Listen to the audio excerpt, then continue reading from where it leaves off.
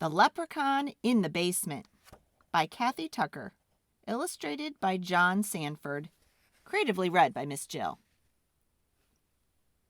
O'Leary was a leprechaun. A long time ago he had come from Ireland stowed in a trunk. Now he lived in the basement of a house in Chicago. He led a quiet life. Sometimes he read the newspapers in the recycling bin. Most of the time he just sat by his pot of gold, polishing them. He loved his gold. Still, once in a while he felt a little bored. He thought that when he lived in Ireland he used to do something else, but he couldn't remember what. Perhaps I'm just getting old, he would say to himself, for although leprechauns never die, they do get older. Micahel was a boy who lived in that house, though he didn't know O'Leary was there. It was St. Patrick's Day. That meant it was almost spring, almost time for baseball season to begin. Michael pulled his last year's baseball shoes from under the bed.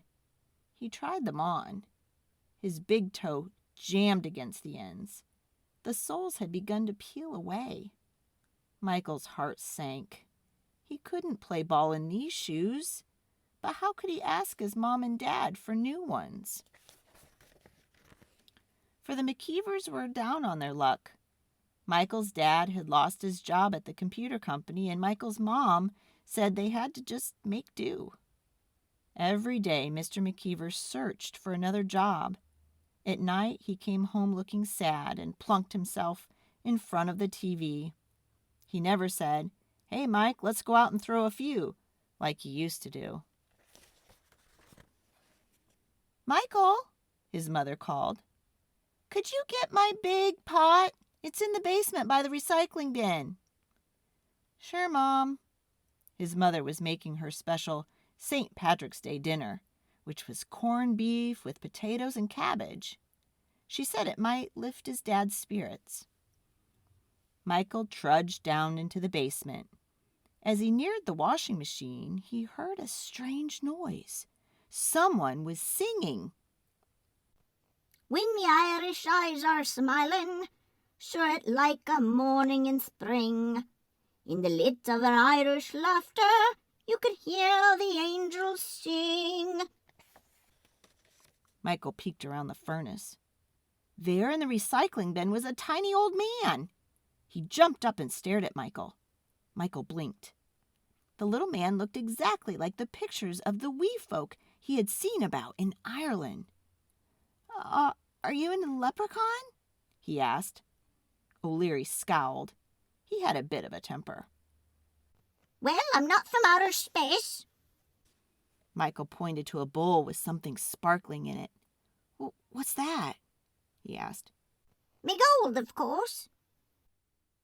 "Michael, I'm waiting," his mother called. "Coming, Ma." Michael grabbed his mother's pot.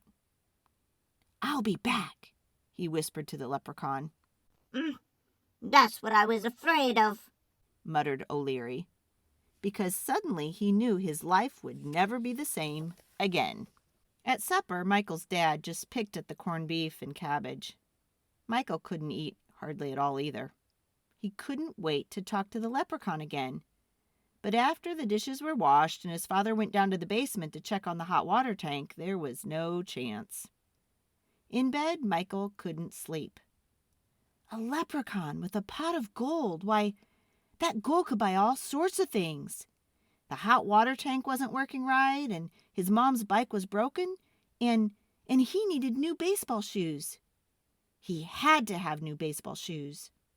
A leprechaun in the basement? Why, maybe their luck was just about to change. O'Leary was awake, too. He had always liked to sing an Irish song on St. Patrick's Day, but he could see that he had been very foolish. Now a human being knew where he was. Now there would be trouble, for humans wanted just one thing from leprechauns. They wanted the gold. The next day, Michael raced home from school. His folks weren't home yet, so the coast was clear. The leprechaun was waiting. "Hey, listen," said Michael. See, my dad lost his job, and the hot water tank isn't working, and my mom's bike is broken, and I need baseball shoes. And he held out his old shoes. "'Tis a pity," said O'Leary. "but what can I do?" Well, you could give us some gold. O'Leary sighed. "Could you be giving up playing baseball?" Michael shook his head. No way! I love baseball. "Mm-hmm. You're a smart lad. Then you understand why me as a leprechaun cannot be giving up me gold." But that doesn't make sense. You have so much, "Some things don't make sense, said O'Leary. and yet they still be true." Well, leprechauns are supposed to be lucky, Michael protested. "I don't know about luck, said O'Leary, raising his voice. but you're not getting one of me gold coins." You're a selfish leprechaun, Michael said angrily. O'Leary stomped his foot. "And you are a great human being." Michael stalked upstairs. His father was coming in the door. Dad, why do we have to be so unlucky? He blurted out. He wasn't supposed to worry his father, but he couldn't help it. He almost felt like crying. His father stared at him. I guess you must think you're unlucky with such a gloomy dad. He put his arm around his son. Listen, when I woke up today, I had the strongest feeling our luck was about to change. It doesn't make sense, but it's true. I know we McKeevers are going to be okay. Now, let's go outside and throw a few. Like magic, Michael's spirits lifted, and he ran out to get his ball. That night in bed, Michael thought about what the leprechaun had said.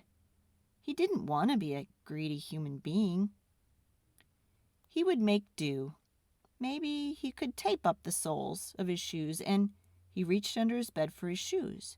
But then he remembered that he'd left them in the basement. In the basement, O'Leary paced back and forth. Was he a selfish leprechaun? He stared at the baseball shoes.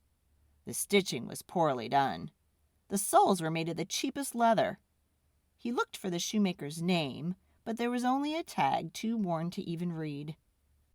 "Sure and begorren I could have made better shoes myself," he thought. "Why, I was the best cobbler in the country Cork." And that is how O'Leary remembered what he used to do in Ireland. The next morning, when Michael McKeever stretched in bed, he felt something heavy on his legs. He sat up.